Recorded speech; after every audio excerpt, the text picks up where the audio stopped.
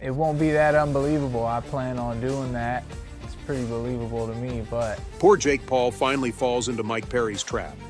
Yeah, the whole boxing world, including Jake himself, thought he was the one who picked Perry for his next fight, like some godfather flipping through an album and deciding who to take down next. But reality? It just clowned Jake Paul hard. Turns out it was Mike Perry who managed to sneak into Jake's vision with some seriously severe motives. And now that Jake's figured it out, it's almost too late. The fight is right around the corner. And so it all kicked off when Jake Paul was on the hunt for his next big fight, with the date marked for July 20th, because Mike Tyson has to postpone their fight to November 15th due to his health problems. That's why the pressure was on Jake Paul to find a worthy opponent, someone who'd not only put on a good show, but also help boost Jake's reputation in the boxing world. His first pick was none other than KSI. Their rivalry has been explosive, filled with fiery exchanges and jabs that go way beyond the ring. Jake reached out to KSI all confident, thinking this would be the blockbuster bout everyone wanted to see. Him and I have beef. Regardless of anything else, it's me and KSI that everyone wants. That he says all of these things, talks shit so much, back and forth. I'll beat your ass, I'll beat this. Because you do that over there, that's cool. Go and do your thing. Get your money. Do the best you can. I have nothing against that. I hope KSI becomes as big as he wants in whatever space he wants to be big at. But KSI wasn't having any of it. He straight up refused, calling Jake nothing more than a loudmouth braggart. Their already intense rivalry seemed to catch fire even more.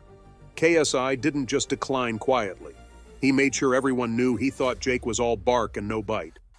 That refusal stung hard, and it was clear KSI had his own plans and wasn't about to let Jake call the shots.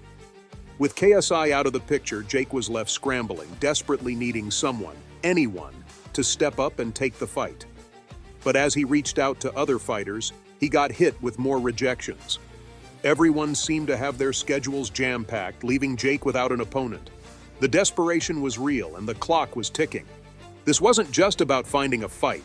It was about saving face and proving he wasn't just a loudmouth with no takers. Then, a glimmer of hope appeared in the form of Mike Perry. Unlike the others, Perry showed a flicker of interest, and Jake pounced on it.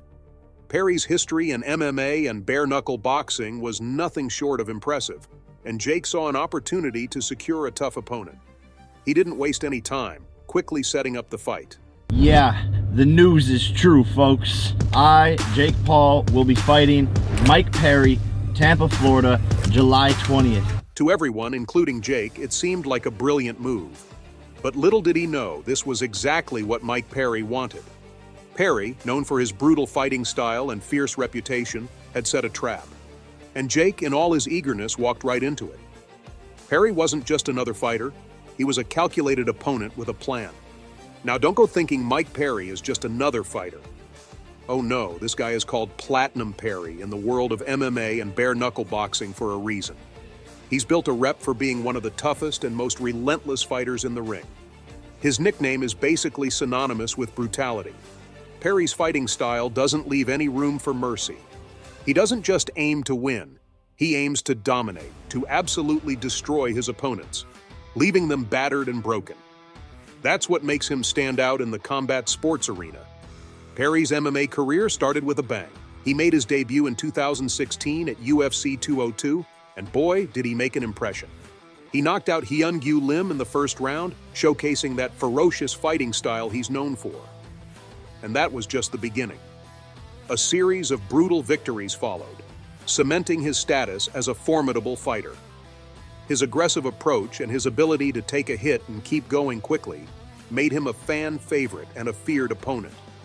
Jake Paul, always on the lookout for a high-profile fight, couldn't ignore Perry's impressive record. Those brutal knockouts and Perry's ability to endure punishment caught Jake's attention.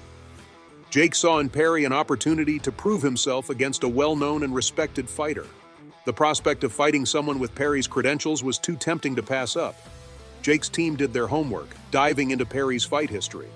They saw a fighter with the skills and the grit to make for an exciting match. They noted his victories, his relentless nature, and Jake was sold on the idea. And Mike has already built the hype, saying, You questioned Jake's weights. When I sparred him a couple years ago, I was 179, 180, and he was 195, maybe 205. To put on 25 pounds, I don't know how someone does it, I guess, without a cheat code. It doesn't matter to me. Maybe, I could just be saying that just to mess with him. He does look flubbery and, whatever. And I also told him, I don't think you were 230, because if he was 195 to 205 in those couple years ago when I sparred him, I think maybe at largest he could get up to almost 220. But what Jake didn't realize was that Perry had been setting a trap all along. While Jake and his team thought they were making a smart, strategic move, Perry was playing a different game entirely. He had subtly signaled his interest, knowing that Jake, in his desperation, would jump at the chance. Perry's plan was to lure Jake into a fight on his terms, turning the tables on the YouTube star-turned-boxer. The trap was set, and Jake walked right into it, thinking it was all his idea. Known for his ferocious fighting style and relentless aggression, Mike Perry has earned the nickname the Dog of MMA for a reason. When Perry steps into the ring, it's not just a fight, it's a full-on assault. His techniques are designed to inflict maximum damage and mercy. One of Perry's most notorious battles went down on November 24, 2018, at UFC Fight Night 141 in Beijing, China. He faced off against Donald Cowboy Cerrone and brought out his infamous ground and pound technique. This is where Perry really shows off, taking his opponent down and delivering powerful strikes from the top position. Cerrone got a taste of Perry's brutal style and was left severely injured. That fight truly showcased Perry's ability to combine strength, speed, and precision, leaving no doubt about his ferocity in the ring. The ground and pound move is one of Perry's signature techniques, and he pulls it off with devastating effect. It involves taking the opponent to the ground, often through a takedown or catching a kick, and then unleashing a barrage of heavy strikes while maintaining a dominant position. Jake Paul, known for his loudmouth antics and relentless self-promotion, wasted no time kicking off his trash-talking campaign against Mike Perry. The minute the fight was confirmed, Jake took a podcast interview to mock Perry's skills and supporters. He went all out, calling Perry's fighting style outdated and ineffective. In one particularly spissy moment, he said, Punched in my face, so my plan is coming together quite nicely.